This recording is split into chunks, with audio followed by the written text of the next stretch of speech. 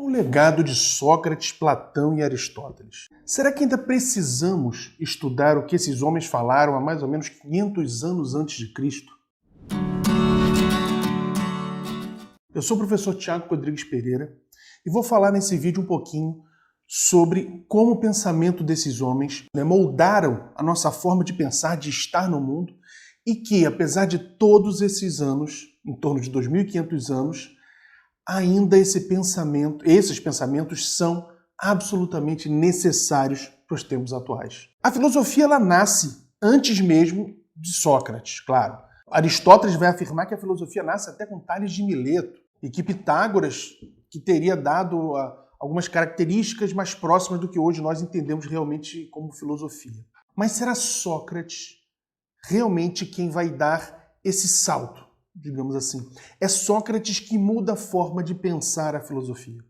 Até então, os pré-socráticos pensavam basicamente numa filosofia cuja grande preocupação era explicar fenômenos da natureza, encontrar o chamado elemento primordial, que para uns seria água, para outros seria o fogo, o apeiron, um elemento estranho a todos esses, mas essa basicamente seria a ideia da filosofia como ela nasce. Sócrates faz uma profunda reviravolta nessa ideia. Ele introduz algumas discussões que até então não eram tão importantes, como, por exemplo, a ética, a política, a estética, dentre outros assuntos. Não é à toa que a filosofia se divide, principalmente na filosofia antiga, entre os pré-socráticos e Sócrates e os filósofos que vêm depois de Sócrates. Justamente porque Sócrates ele muda essa forma, como eu falei, de fazer filosofia, de pensar a filosofia. E o mais interessante, talvez, da filosofia socrática é que, primeiro, ele nada escreveu. Tudo que nós sabemos sobre Sócrates basicamente se deve a Platão. Vamos encontrar uma ou outra menção em outros filósofos, em outros escritores da época, como Aristófanes e dentre outros, mas será com um dos seus principais discípulos que realmente nós vamos compreender um pouco do pensamento socrático. Esse filósofo foi Platão. E além, outro fato curioso de Sócrates é que a filosofia não era pura e simplesmente um conhecimento pelo qual eu deveria adquiri-lo e passar adiante. A filosofia era muito mais do que isso. Filosofia era justamente uma nova forma de ser, um novo paradigma. E Sócrates leva isso às últimas consequências. Talvez seja o filósofo da história que mais realmente tenha vivido a filosofia que ele pregava. Chegou ao ponto, como a grande questão de Sócrates era chamar a realidade da vida, chamar a verdade, todos os seus contemporâneos, que Sócrates inaugura essa questão, se até o pensamento pré-socrático, o relativismo das ideias era muito forte, com Sócrates nasce a ideia de que existe sim uma verdade absoluta, uma verdade universal, e a qual eu só consigo adentrar nessa verdade se eu utilizar a minha racionalidade a partir da filosofia. E por causa disso, Sócrates, por mostrar aos demais os equívocos, os erros dos pensamentos que eles tinham até então, por mostrar para eles a necessidade do filosofar, ele acaba sendo condenado à morte. Justamente porque estava desagradando aos chamados donos do poder da época, justamente porque ele queria mudar o status quo. E claro, os detentores do poder da época não ficaram satisfeitos com Sócrates. Em razão disso, Sócrates vai ser condenado. Sócrates é condenado e faz uma defesa belíssima nesse diálogo platônico chamado Apologia de Sócrates, ou a defesa de Sócrates. Sócrates vai afirmar que ele não quer um advogado para fazer a sua defesa, ele próprio quer se defender, porque o advogado ia tentar absolvê-lo de todas as formas, mesmo que para isso tivesse que mentir e tal. Isso Sócrates não queria, então ele faz a sua própria defesa. É claro que esse era um julgamento fajuto. Todo mundo já sabia realmente qual seria o desfecho, qual seria o resultado desse julgamento. E claro, Sócrates é condenado. E como Sócrates não era um homem rico, um homem abastado, ele seria foi condenado à morte, e a morte seria algo muito brutal, por ele não ser um dos nobres atenienses. Mas como ele tinha discípulos, que esses sim eram da mais alta casta, digamos assim, ateniense, né, da mais alta sociedade ateniense, o que acontece? Eles vão interceder por Sócrates e Sócrates pode ter uma morte como se fosse um verdadeiro cidadão dos mais relevantes de Atenas. E essa morte foi por beber cicuta, um veneno que paralisa as atividades cardiorrespiratórias. E o interessante, então, portanto, é isso. Sócrates viveu isso. Ou seja, ele não quis mentir para tentar se safar. Ele teve a oportunidade de fugir quando um de seus discípulos consegue a chave da cadeia onde ele estava preso e ele prefere ficar, porque ele prefere morrer como Sócrates do que ter que viver no exílio, negando tudo o que ele sempre defendeu. E claro, essa morte de Sócrates vai impactar toda Atenas. Em especial, vai impactar o seu principal discípulo, ou um dos principais discípulos, que foi Platão. E Platão, em razão de estar fortemente sob essa emoção da morte de Sócrates, porque Sócrates não era simplesmente um homem que morreu de forma injusta. Sócrates era visto por Platão e por seus discípulos como sendo o melhor exemplo da dignidade, o melhor exemplo do que seria um filósofo, daquele que realmente viveu para buscar as verdades, viveu para tentar ajudar as pessoas a conseguirem alcançar o seu projeto máximo. E qual era esse projeto máximo? Sócrates dizia que a nossa vida física seria pura e simplesmente uma preparação para a nossa morte. Até por isso que ele vai caminhando para a morte de forma tranquila, talvez mais do que a maioria de nós talvez tivesse essa tranquilidade, né?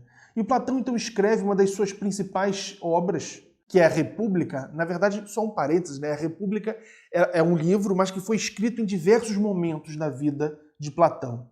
E um desses momentos sofreu forte impacto dessa morte de Sócrates, como eu falei, que é a famosa alegoria da caverna, onde Platão, através de uma alegoria, uma parábola, uma historinha, ele mostra o quê? Aquele homem que vivia dentro de uma caverna junto com outros homens. E ele só via, como ele estava dentro da caverna, ele não enxergava o sol. A claridade que entrava era quase zero. E tinha uma fogueira. Então, como era muito escuro e só aquela fogueira que realmente iluminava, os homens apenas conseguiam ver os reflexos, né, as sombras das coisas, das pessoas que essa fogueira proporcionava. Até que um dia, esse homem, ele opta por sair da caverna e se encanta, claro, com a verdade. E essa verdade, o Platão vai ser o primeiro a trabalhar com essa questão, dessa relação entre verdade e claridade, ignorância e escuridão. Então, Platão vai escrever isso na Alegoria da Caverna, esse homem sai, vê a verdade, se torna filósofo, encontra a claridade. Ele tem uma dificuldade no momento inicial, porque quando nós estamos muito tempo num lugar escuro, aquela claridade ofusca os nossos olhos. Mas à medida que nossos olhos eles vão se acostumando com essa claridade, é claro que nós nos encantamos. Então essa vai ser a ideia do Platão. E quem é esse filósofo? É Sócrates. Só que o verdadeiro filósofo não é aquele que saiu da caverna e enxergou a verdade. Não é só isso. O verdadeiro filósofo, ele sai da caverna, mas ele regressa à caverna. Ele regressa à caverna por um único motivo. Ele se apaixonou, ele amou tanto essa verdade que ele quer voltar à caverna para fazer com que as outras pessoas também consigam sair da caverna, consigam romper esses grilhões que os aprisionam dentro desse vale das sombras, desse vale da ignorância. Só que, claro, sair da caverna, sair da zona de conforto, é sempre muito doloroso. E muitos não querem, outros não acreditam.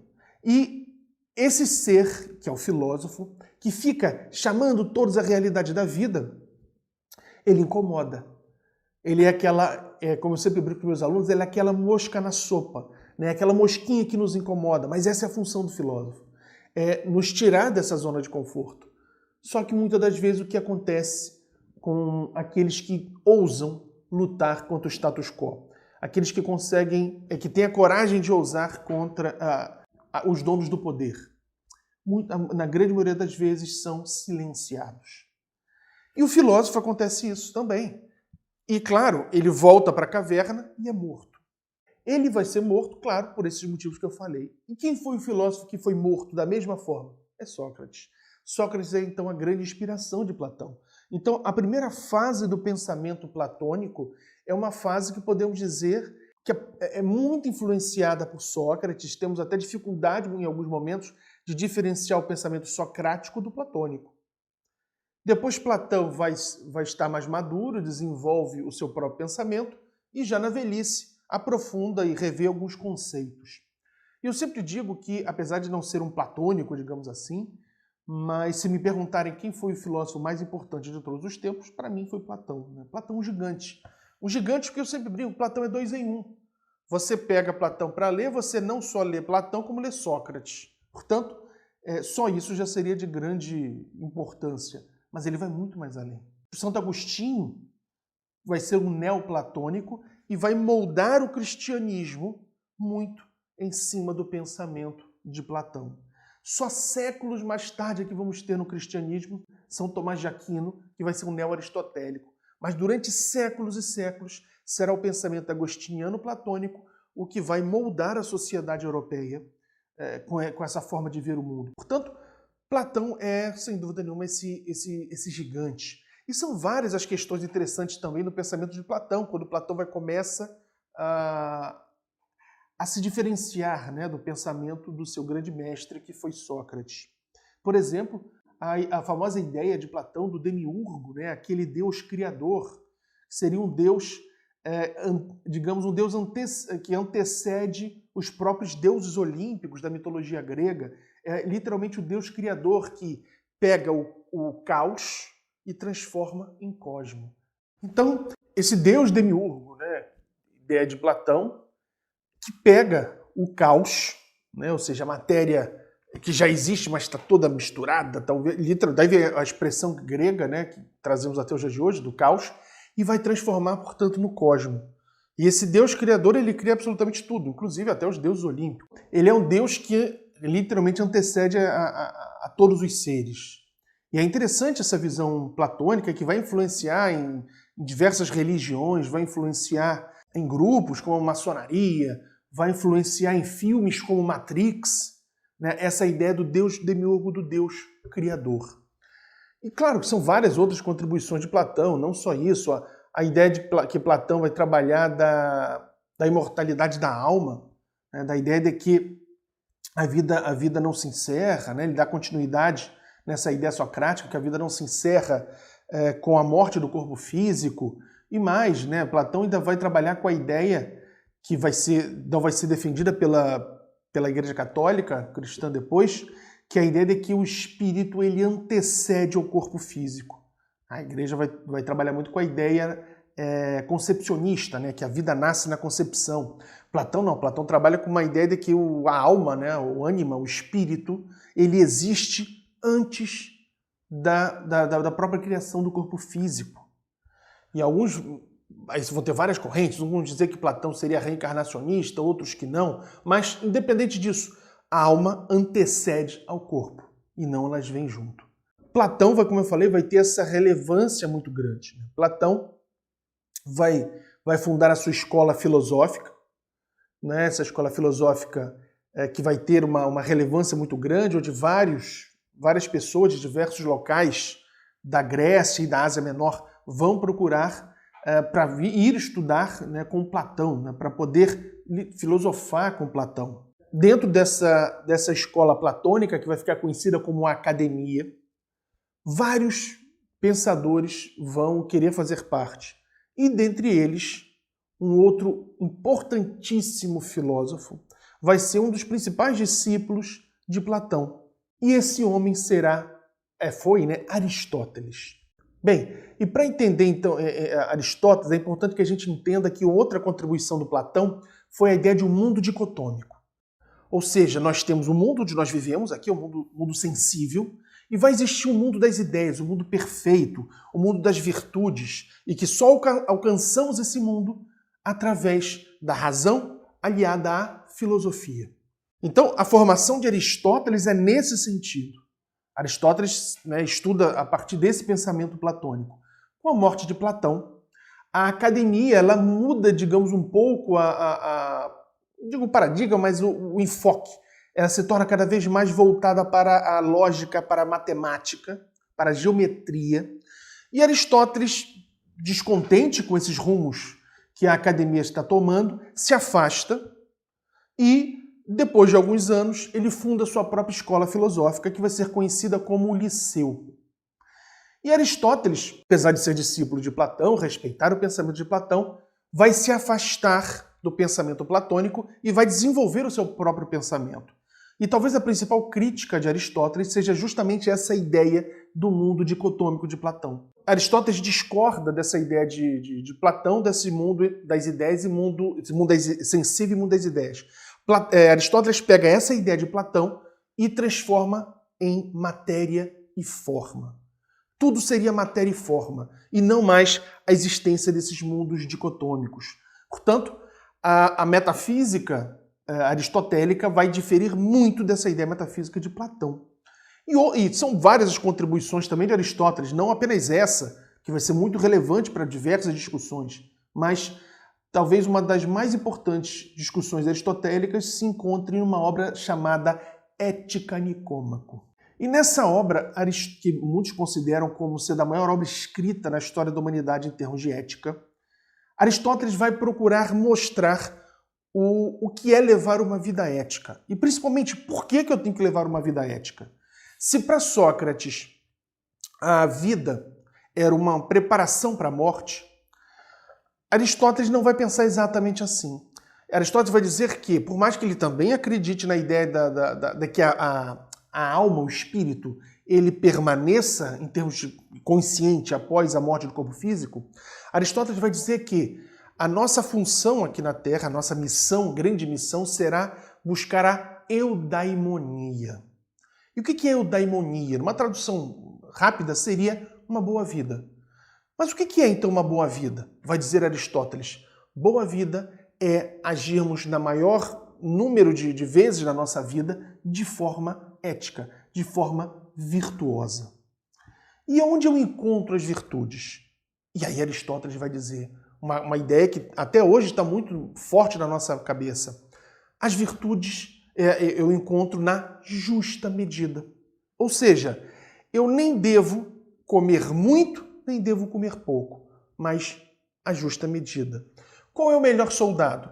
Aquele que é muito corajoso, aquele que enfrenta um exército inteiro apenas com uma faquinha desamolada, ou o soldado covarde, que no primeiro tiro já se esconde em qualquer canto? Aristóteles vai dizer, nenhum nem outro. O melhor soldado é aquele que está no caminho do meio, no caminho da justa medida. Ou seja, ele nem é aquele louco que vai enfrentar um exército com uma faquinha desamolada, mas nem o covarde que foge no primeiro tiro. E sim, o soldado da justa medida, ou seja, aquele que não tem medo de enfrentar o outro exército, mas que sabe dos perigos e toma as precauções necessárias para que ele consiga sair vitorioso. Essa vai ser uma ideia muito importante dentro do pensamento aristotélico. A ideia de buscarmos, então, essa justa medida, a ideia de vivermos de forma virtuosa. E aí muitos podem se perguntar, mas o que é a virtude? E Aristóteles vai dizer na Ética Nicômaco, as virtudes é algo que nós já temos dentro de nós, em essência, ou, mais precisamente no linguajar aristotélico, nós temos em potência. A nossa grande questão é buscar transformar o que nós temos em potência em ato.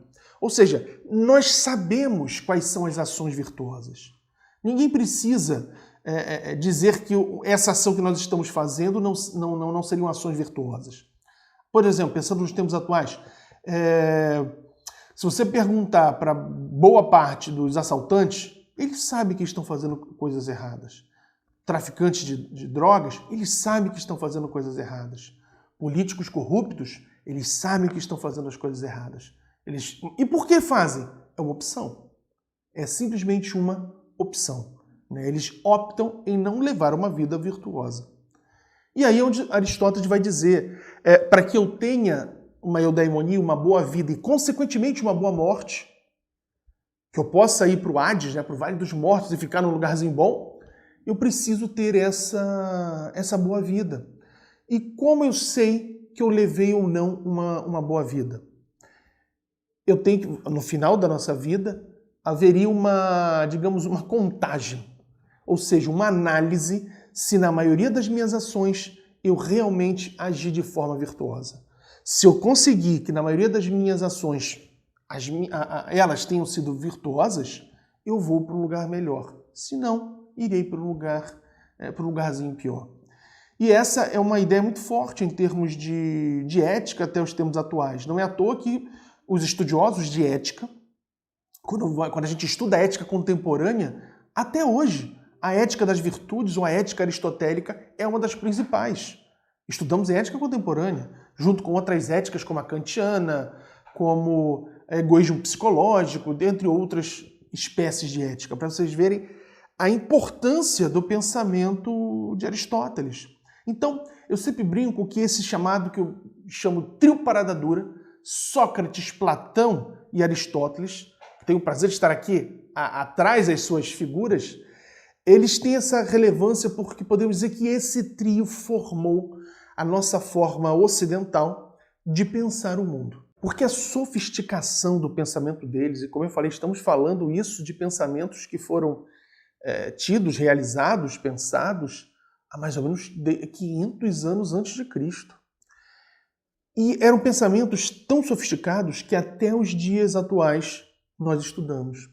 E quando vemos, por exemplo, né, a preocupação de Sócrates de ser coerente com o seu discurso, a ideia de Platão da questão da alegoria da caverna, da dificuldade que as pessoas têm de sair da sua zona de conforto, da necessidade de buscar uma boa vida, de buscar o caminho do meio de Aristóteles, e são diversos outros assuntos que eu poderia mencionar. Ainda hoje, essas questões, esses pensamentos desses três filósofos possuem enorme influência. Independente da área que nós estivemos para discutir, seja direito, filosofia, sociologia, medicina, ciência política, eles contribuíram demais. Os estudos e as críticas de Platão à democracia, a qual Aristóteles não vai ser um crítico da democracia em si, mas o que ele vai chamar da democracia corrompida, que se torna demagogia. Então, são vários, né, os aspectos. Eu poderia ficar aqui a vida inteira, mais 6 meses, mostrando, né, a importância desses três gigantes do pensamento filosófico. Aristóteles, então, que não só foi um dos maiores filósofos de todos os tempos, mas foi botânico, zoólogo, que mais? Foi um estudioso também da ética, um estudioso da cosmologia. Aristóteles poderia se dizer que foi um cientista praticamente completo, né?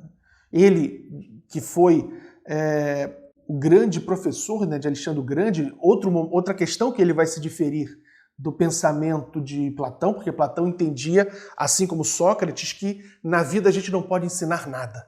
Porque, como eu falei, Platão acreditava que a alma antecedia o corpo, então o conhecimento nós adquirimos naquele momento, anterior ao corpo.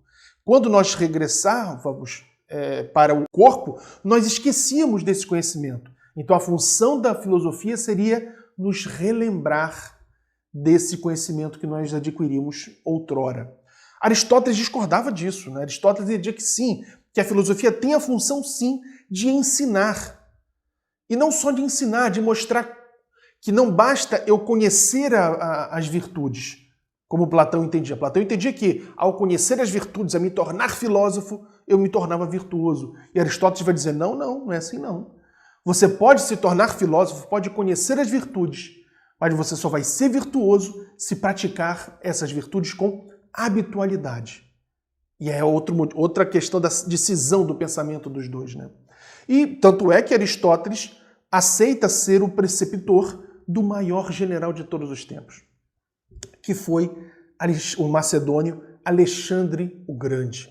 Alexandre o Grande não era um grande militar apenas como foi o seu pai, o rei Filipe. Ele, além de ser um grande militar, um grande general, ele era um filósofo, ele era um estudioso, um grande pensador.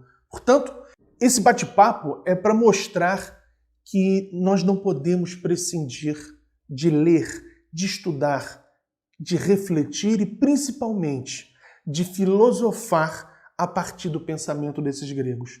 Apesar deles terem falado isso tudo há 500 anos antes de Cristo, o pensamento deles continua sendo extremamente atual e necessário nos tempos atuais. Justamente porque, em momentos de grande convulsão social, em momentos em que parece que a humanidade muitas das vezes está perdendo o rumo, onde ideias neonazistas, neofascistas voltam com muita força, a gente tem que se voltar para esses gregos também. Pensar e discutir a forma que eles nos ensinaram e aplicando esse conhecimento nos tempos atuais. Portanto, filosofar é mais do que simplesmente uma necessidade. É um verdadeiro ato de resistência. Resistência a essas ideias contra a ciência, essas ideias contra a filosofia. Filosofar se torna um ato de resistência de todos aqueles que querem ou já desenvolveram e querem manter o seu pensamento crítico. Nenhuma sociedade é realmente livre e pensa de forma crítica se a filosofia não tiver um papel não meramente secundário, mas absolutamente principal na vida e na formação dos seus cidadãos. Então, vamos filosofar, porque filosofar faz bem, filosofar é necessário e filosofar, nesses tempos, como eu mencionei, é um verdadeiro ato de resistência. Muito obrigado.